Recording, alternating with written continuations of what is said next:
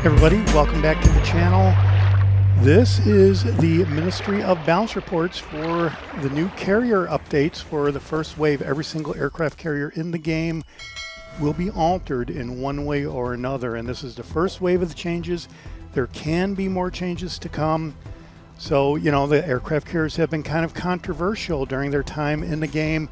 When I first started the channel in February of 2021, as far as I can recall, that is when the aircraft carriers were introduced into the game, and I really liked the aircraft carriers and a lot of people didn't, and I thought maybe I could create a channel to kind of talk about aircraft carriers. And you'll see some of my older videos do have a lot of aircraft carrier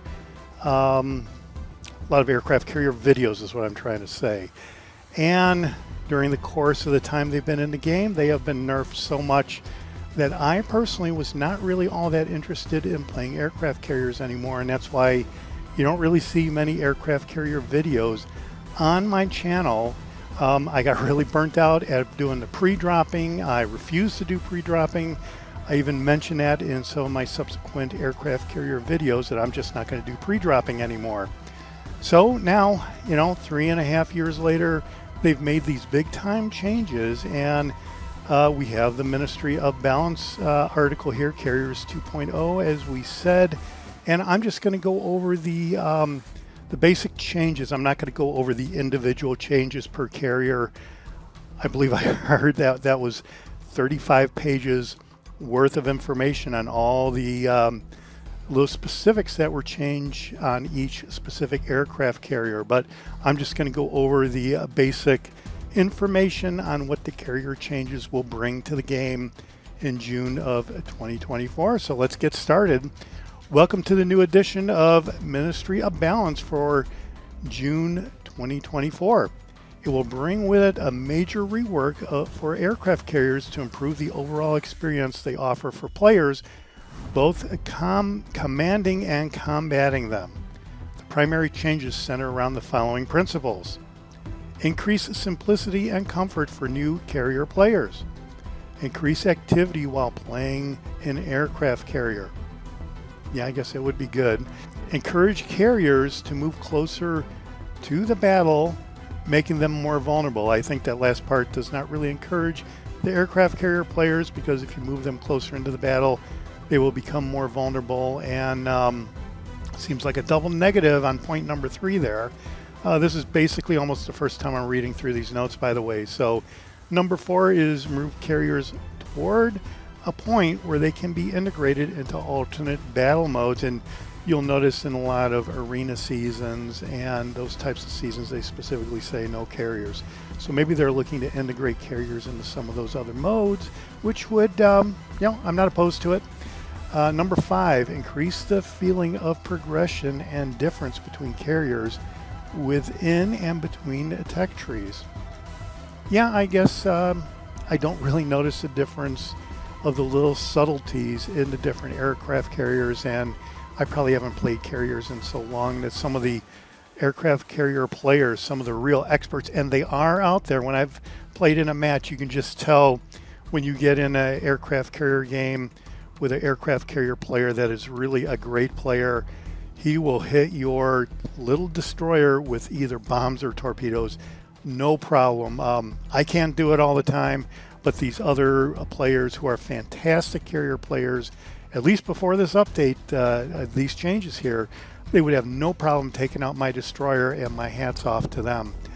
And in any event, in addition, you'll be able to try out the new changes to Midway, Hikaru, Graf Zeppelin, and Zuho via a 14-day rental available in the store for credits during this update. With these goals in mind, let's break down the specific changes to aircraft carriers. And I believe the patch notes that the community contributors got anyway did say that aircraft carriers would not be available in the store for doubloons during this update. That's not really mentioned here, but I think that was in the patch notes that I read. If I got that wrong, apologies in advance. Okay, first up is the mechanical changes. These changes impact all aircraft carriers in the game as they alter the foundation of their gameplay. First item here is the air spotting and detection. Spotting enemy ships from the air has received a big change. Aerial spotting is now considered a new type of spotting, separate from a ship spotting another ship. There is also a new ribbon to indicate this type of spotting. When your aircraft spot an enemy ship, it will only be highlighted on the mini-map for the rest of your team. The detected by plane ribbon is only awarded if the carrier player was the first to spot the enemy ship within the past 90 seconds. However, when an aircraft from a carrier spots an enemy ship, it will be fully spotted for the aircraft carrier player, so they may still perform an attack. Okay. Notably, catapult fighters and spotters no longer spot ships. The spotters are now named observation seaplanes to fit the gunnery focused role. All right, keep in mind, as I said, catapult fighters and spotters no longer spot ships. Right, that's why I used the catapult fighter so it would spot ships. All right, so next paragraph, in addition, all aircraft can no longer spot torpedoes. Okay, that was a minor thing.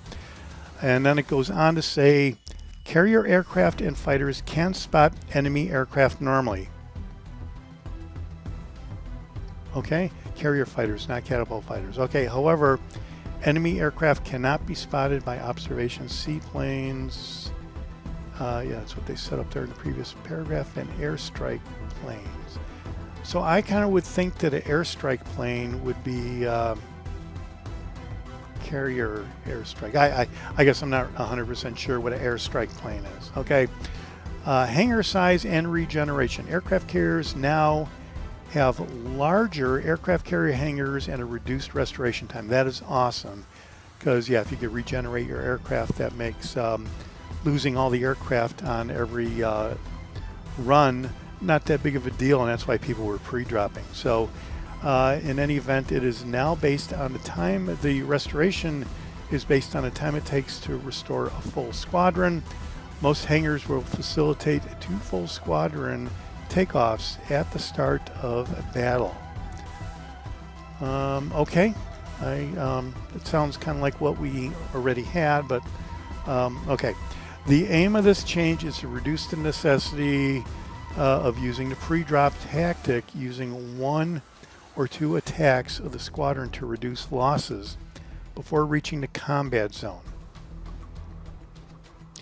This tactic is not very intuitive or fun to use. Squadrons, that is for sure, but you may still find this tactic effective against ships and particularly heavy AA defenses.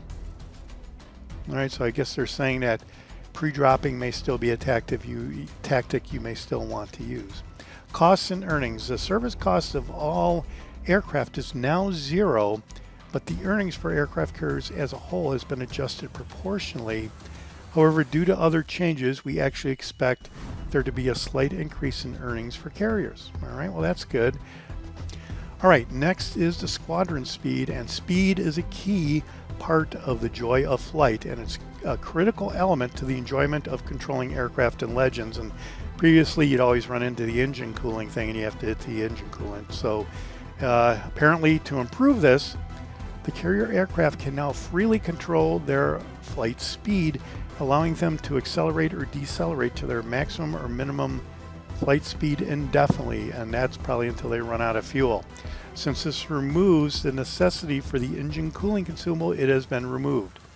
In addition, most carrier aircraft have had their flight speed increased by about 10% depending on the carrier.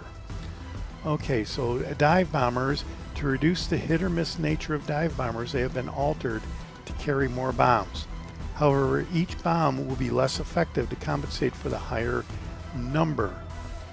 Okay, I guess that makes sense. Dive bombs will inflict less damage per bomb and often have reduced penetration and fire setting chances. So, okay, skip bombs. Skip bombs are receiving an often requested mechanical change. They must now skip at least once before they are able to detonate, and to be honest, I thought this is the way it always was. Okay, in any event, this will reduce the ability for aircraft, for carrier aircraft with skip bombs to deal extreme damage to destroyers by dropping the bombs directly onto them, giving targeted ships more evasion opportunities against this type of bomber. Adjustments to squadron size and HP. Most carrier squadrons have been redesigned with a more linear progression of power. There are now more planes per squadron, but with less health for each plane. Oh, that's great. This means a reduction of the total health of the squadron in most cases, with two notable legendary tier exceptions. Guess it doesn't say what those exceptions are. Okay, maybe that's in the details down below where it says specific changes, which I'm not going to go into here. But last one here is the flight time limit for fuel, and the final overall change to aircraft carrier gameplay is the implementation of a fuel limit for aircraft squadrons.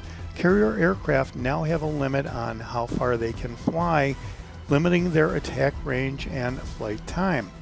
This primarily impacts their ability to strike targets at the start of battle and hover above targets like destroyers, and it will also encourage them to get closer to the flight in some situations. All right, well, there you go. That's basically the changes for the aircraft carriers that will be implemented in the June update. As always, let me know what you think down below, and turn the tide.